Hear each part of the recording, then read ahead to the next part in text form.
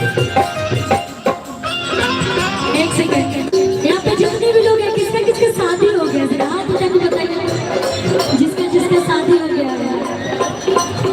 बस इतने लोग के बिना बना जाने में अकेले अकेले नहीं थे भाई। अच्छा इधर सबका शादी हो गया, आप शादीशुदा आप लोग हैं। इतने ईमानदार व्यक्ति पहली बार मिले मुझे, डायरेक्ट एक्सेप्ट करने वाले। क्या फायदा वो सितारा बना, लेकिन हमारे आकाश में भी हाथ नहीं उठाए हैं शादीशुदा है फिर भी। भैया कौन फायदा